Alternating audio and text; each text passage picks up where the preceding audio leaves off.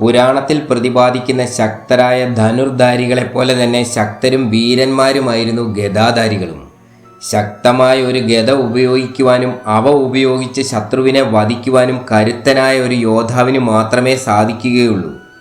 വലിയ തലയും അതിനെ തൊട്ട് പിടിയുമുള്ള ലളിതമായ ഒരു ആയുധമാണ് ഗദ. മരം കൊണ്ടുള്ളതോ ലോഹം കൊണ്ടുള്ളതോ ആയ പിടിയും ചെമ്പ്, വെങ്കലം, ഇരുമ്പ്, ഉരുക്ക് എന്നിവയിൽ ഏതെങ്കിലും കൊണ്ടുള്ള തല എന്നിവയാണ് ഒരു ഗദയുടെ ഭാഗങ്ങൾ. പുരാണത്തിലെ പല ശക്തരായ യോദ്ധാക്കളുടെയും ഗദ ഉപയോഗിച്ച് ഒരാനയെപ്പോലും വധിക്കുവാൻ സാധിക്കുമായിരുന്നു. പുരാണത്തിലെ ഏറ്റവും ശക്തമായ 5 ഗദകളും അവ ആരുടെയെല്ലാം ആയിരുന്നു എന്നും അവയുടെ ഉത്ഭവവും. ഏവർക്കും ഇതിഹാസ എപ്പിക്കിലേക്ക് സ്വാഗതം.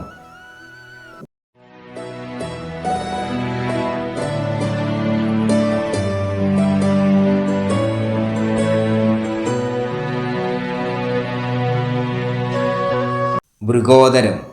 പുരാണത്തിലെ ശക്തമായ ഗദയായിരുന്നു പാണ്ഡവരിലെ കരുത്തനായ ഭീമസേനന്റെ ഗദ. ഈ ഗദയുടെ പേരാണ് മൃഗോദരം. ഭീമന്റെ ഈ ഗദ അതീവ ശക്തവും വളരെയധികം ഭാരമുള്ളതുമായിരുന്നു. അതിനാൽ തന്നെ ഈ ഗദ ഉപയോഗിച്ച് പോരാടുവാൻ ഭീമസേനന് മാത്രമേ സാധിക്കുമായിരുന്നുള്ളൂ.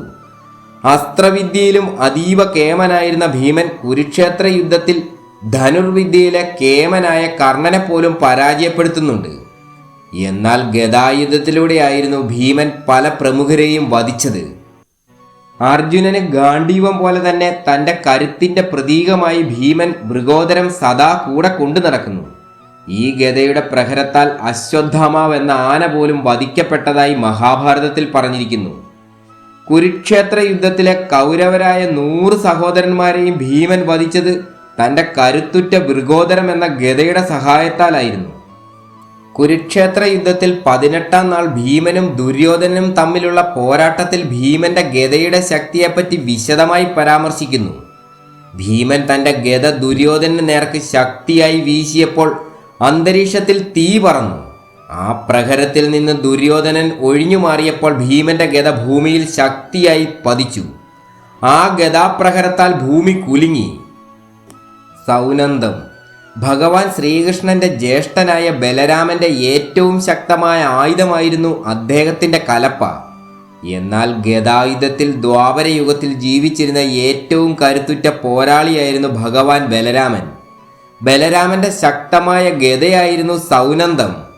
ഗദായുദ്ധത്തിലെ ഏറ്റവും കേമന്മാരായ ഭീമന്റെയും ദുര്യോധനന്റെയും ഗുരു കൂടിയായിരുന്നു ബലരാമൻ.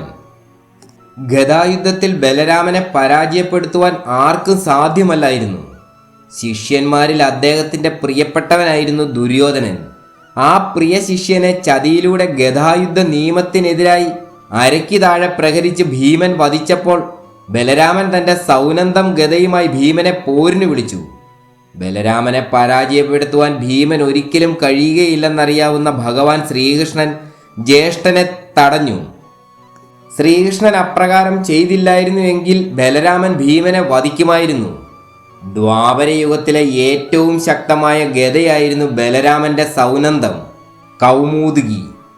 ത്രേതായുഗത്തിൽ ജീവിച്ചിരുന്ന ഏറ്റവും കരുത്തനായ യോദ്ധാവായിരുന്നു വീരഹനുമാൻ. അദ്ദേഹത്തിൻ്റെ ഏറ്റവും ശക്തമായ ആയുധമായിരുന്നു ഭഗവാൻ സദാ കൂടെ കൊണ്ടു നടക്കുന്ന കൗമുദി എന്ന ഗദ. ഈ ഗദയെ ശ്രീഗദ എന്നും അറിയപ്പെടുന്നു. ഭഗവാൻ തൻ്റെ ശ്രീഗദയാലായിരുന്നു രാവണന്റെ രാക്ഷസപ്പടയെ മുഴുവൻ പരാജയപ്പെടുത്തിയത്. ഹനുമാന്റെ ഗദയുടെ പ്രഹരമേറ്റാൽ വൻ പർവ്വതങ്ങൾ പോലും തകർന്നു പോകുമായിരുന്നു. ഭഗവാന്റെ ഈ ഗദയാൽ അദ്ദേഹം നിരവധി രാക്ഷസന്മാരെ വധിക്കുകയും ഭൂമിയിൽ സമാധാനം നിലനിർത്തുകയും ചെയ്തു. അദ്ദേഹത്തിൻ്റെ ശ്രീഗദ ശക്തിയുടെയും തൻ്റെ പ്രഭു ശ്രീരാമനോടുള്ള ഭക്തിയുടെയും പ്രതീകമായി കണക്കാക്കുന്നു. ഹനുമാന്റെ ശ്രീഗദയുടെ ഏറ്റവും വലിയ പ്രത്യേകത ഭഗവാൻ തൻ്റെ ശരീരം പർവ്വതത്തോളം വലുതാക്കുമ്പോൾ അദ്ദേഹത്തിൻ്റെ ഗദയും വലുതാകുകയും തൻ്റെ ശരീരം ചെറുതാക്കുമ്പോൾ ഗദയും ചെറുതാകുകയും ചെയ്യുമായിരുന്നു. ഹനുമാൻ തൻ്റെ ശക്തമായ ഗദ ഉപയോഗിച്ചായിരുന്നു രാവണൻ സഹോദരനായ കുംഭകർണനുമായി യുദ്ധം ചെയ്തത്. ഭഗവാൻ ഈ ഗദ ലഭിച്ച കഥ ഇപ്രകാരം: ഹനുമാൻ ചെറുപ്പത്തിൽ സൂര്യനെ കണ്ട് പഴമാണെന്ന് കരുതി ഭക്ഷിക്കുവാനായി എത്തിയപ്പോൾ ഇന്ദ്രദേവൻ തൻ്റെ വജ്രായുധത്താൽ അദ്ദേഹത്തെ പ്രഹരിച്ചു. തുടർന്ന് വായുദേവൻ പുത്രനെയും എടുത്തുകൊണ്ട് പാതാളത്തിൽ ഒളിച്ചു. ഭൂമിയിൽ വായു ഇല്ലാതായപ്പോൾ സർവനാശം വരുമെന്നതിനാൽ ദേവകൾ വായുദേവന്റെ അടുത്തെത്തി പുത്രനായ ഹനുമാന് നിരവധി അനുഗ്രഹങ്ങളും ആയുധങ്ങളും നൽകി. അക്കൂട്ടത്തിൽ കുബേരൻ ഹനുമാന് നൽകിയതായിരുന്നു കൗമുദകി അഥവാ ശ്രീ എന്ന ശക്തമായ ഗദ. കൂടാതെ തൻ്റെ ശക്തമായ ഈ ഗദയുമായി പോരാടുമ്പോൾ നിന്നെ പരാജയപ്പെടുത്തുവാൻ ആർക്കും കഴിയുകയില്ലെന്ന അനുഗ്രഹവും കുബേരൻ നൽകി. ഖഡ്വാംഗം. ഭഗവാൻ ശിവന്റെ ഏറ്റവും ശക്തമായ ആയുധമാണ് അദ്ദേഹത്തിൻ്റെ ത്രിശൂലം. കൂടാതെ ഭഗവാന്റെ മറ്റൊരു ശക്തമായ ആയുധമായിരുന്നു അദ്ദേഹത്തിൻ്റെ ഖഡ്വാംഗം എന്ന ഗദ. മഹാദേവൻ തൻ്റെ ഈ ശക്തമായ ഗദ വളരെ കുറച്ച് യുദ്ധത്തിൽ മാത്രമേ ഉപയോഗിച്ചതായി പുരാണങ്ങളിൽ കാണുന്നുള്ളൂ. ഭഗവാന്റെ തന്നെ തേജസ്സിൽ നിന്നും പിറവിയെടുത്ത ശക്തനായ അസുരനായിരുന്നു ജലന്ധരൻ. ഭഗവാന്റെ കോപത്തിൽ നിന്നും പിറവിയെടുത്ത ഈ അസുരനെ വധിക്കുവാൻ ദേവകൾക്ക് പോലും കഴിഞ്ഞില്ല. സാക്ഷാൽ ഭഗവാൻ നാരായണന് പോലും ജലന്ധരനുമായി യുദ്ധം ചെയ്തിട്ടും അസുരനെ പരാജയപ്പെടുത്തുവാൻ സാധിച്ചില്ല. ഒടുവിൽ ജലന്ധരനെ വധിച്ചത് മഹാദേവനായിരുന്നു. ഈ അസുരനുമായുള്ള പോരാട്ടത്തിൽ ഭഗവാൻ തൻ്റെ ശക്തമായ ഖഡ്വാംഗം എന്ന ഗദ ഉപയോഗിച്ചതായി കാണുവാൻ കഴിയും. കൗമോദകി. മഹാവിഷ്ണുവിൻ്റെ ഗദയുടെ പേരാണ് കൗമോദകി. ഈ ഗദയോളം ശക്തമായ മറ്റൊരു ഗദയെപ്പറ്റിയും പുരാണങ്ങളിൽ ഒരിടത്തും പറഞ്ഞു കാണുന്നില്ല. ഭഗവാൻ ഈ ഗദ ഉപയോഗിച്ച് നിരവധി അസുരന്മാരെ വധിച്ചു. കൗമോദകി ഭഗവാന് ലഭിച്ചതിന് പിന്നിലെ കഥ അഗ്നിപുരാണം അധ്യായം 114 ഇപ്രകാരം പറഞ്ഞിരിക്കുന്നു. കശ്യപ പ്രജാപതിക്ക് ദിതി എന്ന പത്നിയിൽ ഗദൻ എന്ന ഒരു അസുരൻ പിറന്നു. ഈ അസുരൻ വളരെയധികം ശക്തനും എന്നാൽ അഹങ്കാരിയുമായിരുന്നു. ഇവൻ ഭൂമിയിലെ സകല ജീവജാലങ്ങൾക്കും നാശം വിതച്ചു. എന്നാൽ ഈ അസുരൻ വളരെയധികം ദാനധർമ്മിയായിരുന്നു. ആരെങ്കിലും അവനോട് എന്തെങ്കിലും ആവശ്യപ്പെട്ടാൽ അവൻ അതൊരിക്കലും നിരസിക്കുകയില്ല. അസുരന്റെ ദുഷ്ടതകൾ സകല സീമകളും ലംഘിച്ചപ്പോൾ ലോകപാലകനായ വിഷ്ണു ഒരു ബ്രാഹ്മണന്റെ വേഷത്തിൽ ഗദാസുരന്റെ അടുക്കലെത്തി. അവന്റെ ശക്തമായ അസ്ഥികൾ ആവശ്യപ്പെട്ടു.